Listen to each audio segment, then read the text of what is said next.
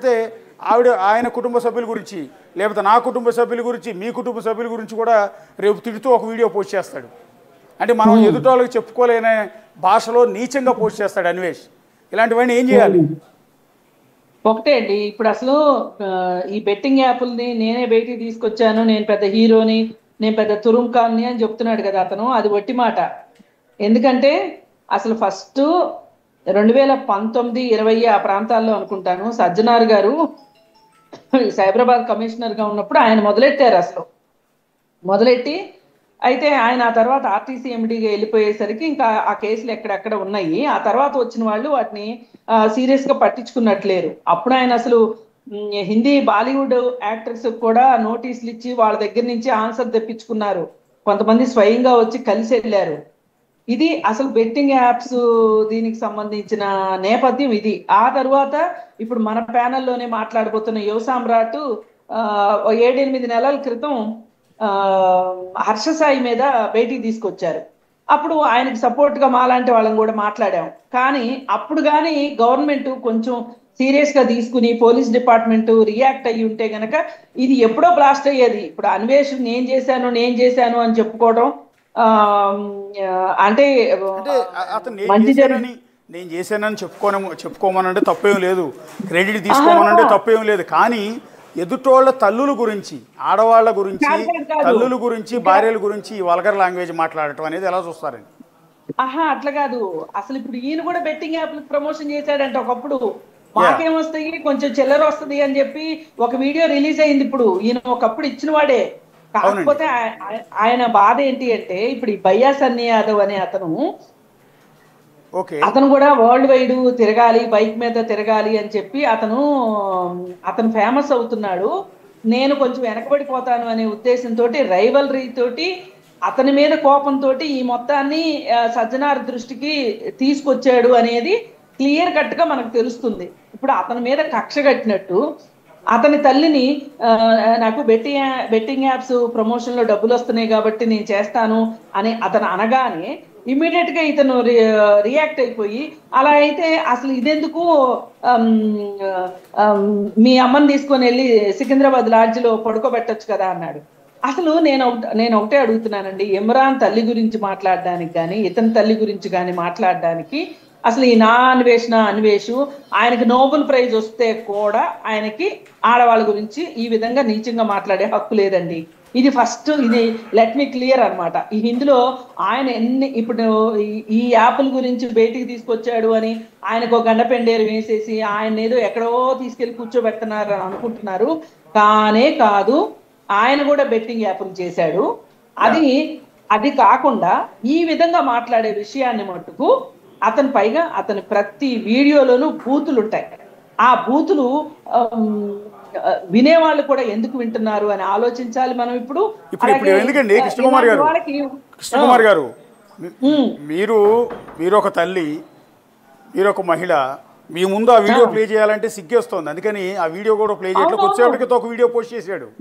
ఆ వీడియో అయితే అత్యంత దారుణం అండి. అది ఎంత దారుణం అంటే ఇదిగో ఇప్పుడే కొద్దిసేపటి క్రితం ఏదో బ్లాస్టింగ్ న్యూస్ ఇవ్వబోతున్నాను నేను టాలీవుడ్ ఇండస్ట్రీకి సంబంధించి అంటూ ఒకటి క్రియేట్ చేసుకున్నాడు. ఆ వీడియో పోస్ట్ చేశాడు. ఆడియో ప్లే చేయట్లేదు మేము. అది వినగానే నిజంగా చెవుల్లోంచి రక్తం వచ్చింది మాకే. అంత దారుణమైన భాష, అంత చండాలం కాదండి. అతను ఒక పర్వర్టెడ్ ఫెలో. Perverted fellow. మానసిక సమస్య ఉందేమో అనిపిస్తుంది. ఎందుకంటే ఈ డబ్బును చూసిన తర్వాత, ఈ ఫాలోయింగ్ చూసిన తర్వాత ఒక రకమైన పిచ్చ ఏమన్నా పెరిగిపోయిందేమో, మెంటల్ కండిషన్ దెబ్బతిందేమోనని. నేను ఒక డెమీ గార్డెన్ అనుకుంటున్నాడండి అతను. ఆ ఉద్దేశంలో నేనేం మాట్లాడినా కరెక్ట్ అవుతుంది, నన్ను వ్యతిరేకించే వాళ్ళు లేరు, ఇప్పుడు నన్ను అందరూ బెట్టింగ్ యాప్స్ బయట పెట్టాను అని నన్ను దేవుళ్లాగా కొలుస్తున్నారు అని చెప్పి అనుకుంటున్నాడు. ఇవన్నీ ఒట్టి మాటలండి. అసలు అతను బయటికి తీసుకురాలేదు. అతను ఆ మంచిని అంటగట్టుకోవద్దు. పైగా ఆ మంచిని అంటగట్టుకునే ప్రాసెస్ లో మహిళల్ని తిడితే గనక ఇప్పుడు ఆయన ఏమన్నాడండి, ఇంకొక మాట, చాలా మంది హిందువులకి అంటే మతోన్మాదులకి బాగా చెవుల్లో పన్నీరు పోసినట్టుందేమో గాని అతను పాకిస్తాను అని ఇమ్రాన్ అంటాడండి. అతను అసలు ఇతను ఎవరండి అంటానికి? వాళ్ళు తరతరాలుగా ఒక నిమిషం కృష్ణకుమార్ గారు, రవి గారి దగ్గరికి వెళ్తాం. యువ సామ్రాట్ రవి గారి దగ్గరికి. రవి గారు, అంటే ఇప్పుడు నా డౌట్ ఏంటంటే అసలు అన్వేష్ అనేవాడి మైండ్ సెట్ కరెక్ట్గానే ఉందా, మెంటల్ కండిషన్ కరెక్ట్గానే ఉందా? ఎందుకంటే మనిషి అన్నవాడి భాష వాడతాడా అని. నేను రెగ్యులర్ గా మాట్లాడుతున్నాను. నువ్వు ఇంకొకసారి నా నోట్లో నుంచి బూతులు వినవు అని 100 సార్లు ప్రామిస్ చేశాడు. నేను అన్నాను, ఇప్పుడు నువ్వే కాదు, గతంలో నీకన్నా డబల్ స్పీడ్ లో ఇమ్రాన్ మీద నేను అలిగేషన్స్ వేసాను, నా మీద ఇమ్రాన్ అలిగేషన్స్ వేసాడు. మేము ఇద్దరం ఛానల్లో కూర్చున్నాము, బెట్టింగ్ దాని గురించి డిస్కస్ చేసాము, మాట్లాడాము. కానీ ఈ లాంగ్వేజ్ నేను ఎప్పుడు ఇమ్రాన్ గురించి యూజ్ చేయలేదు. ఇమ్రాన్ ఎప్పుడు నా మీద ఇట్లాంటి లాంగ్వేజ్ యూజ్ చేయలేదు. హర్ష సాయితో ఫైట్ చేసాము, ఇంకా చాలా మందితో చేసాము, గీతూ రాయల్ తో చేసాము, మన నల్లమోతుల దీప్తి నల్లమోతుల గారి మీద వాడాము, ఈషా గారి మీద వీడియోస్ చేసాము. అసలు ఎప్పుడు ఎక్కడ ఒక ఇది ఎట్లా అయిపోయింది అంటే ఆబ్జెక్టిఫైయింగ్ అయిపోయింది. ఎంతో ఖర్చ పెట్టుకొని ఎవరిని అంటే ఎక్కువ వ్యూస్ వస్తాయి. ఇప్పుడు ఆబ్వియస్ గా నన్ను మిమ్మల్ని అన్నారు అనుకోండి, ఇప్పుడు అసలు వీళ్ళకి ఒక ప్యానెల్ ఉంటుందండి. ఇప్పుడు ఈ ప్యానెల్లో ఏం చేస్తారు అంటే, ఇది ఎవరు చేయిస్తున్నారో కూడా నాకు పేరు తెలుసు, వాళ్ళ అడ్రస్ తెలుసు, వాళ్ళ పైసాజికం తెలుసు. వాళ్ళు ఏంటి అంటే, ఇప్పుడు కృష్ణ కుమార్ గారు మొన్న ఒక ఛానల్లో లైవ్ లో ఉన్నారు. లైవ్ లో కూర్చొని ఆవిడ ఒపీనియన్ చెప్పారు, అన్వేష్ గురించి ఆవిడ ఒపీనియన్ చెప్పారు. అందులో అసలు పొల్లు అంటే ఒక 0.01% కూడా తప్పులేదు. అలాంటి ఆవిడ్ని కింద మీరు కామెంట్ సెక్షన్ గనక ఓపెన్ చేస్తే అసలు వినలేరు అన్నమాట. అంటే ఒక తల్లి నేను అడిగాను కృష్ణ కుమార్ గారు అంటే, అసలు ఎంత గలీజ్ మాట మాట్లాడాడంటే నేను ఆ ఆడియో మీకు వినిపించలేను, అంత గలీజ్ మాట మాట్లాడాడు కృష్ణ కుమార్ గారి గురించి. ఒక మదర్ లైక్ సింబల్, ఒక మదర్ అంటే ఉన్మాదులు ఉంటారు కదండి, అతనికి అభిమానులు అని చెప్పుకునే, మీరు అన్నట్టుగా అతను అసోసియేటెడ్ టీం అంతా ఉంటుంది.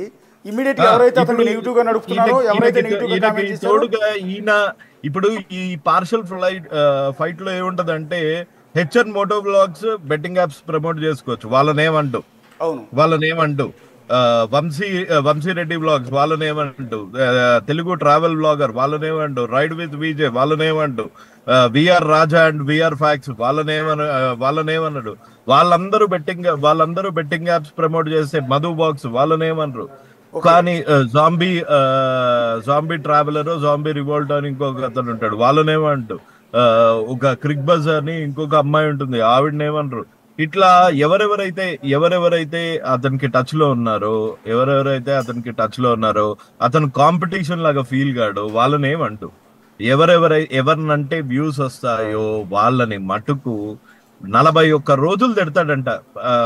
నేను అన్నాను, బ్రదర్ నువ్వు ఒకసారి చూసుకో, లాస్ట్ ఇయర్ నువ్వు భయ్యా సన్నీ యాదవ్ ని బెట్టింగ్ వంక పెట్టుకొని తిట్టావు, అంతేగాని అసలు భయ్యా సన్నీ యాదవ్ నువ్వు ఈ అప్లికేషన్ చేస్తున్నావు, దీనివల్ల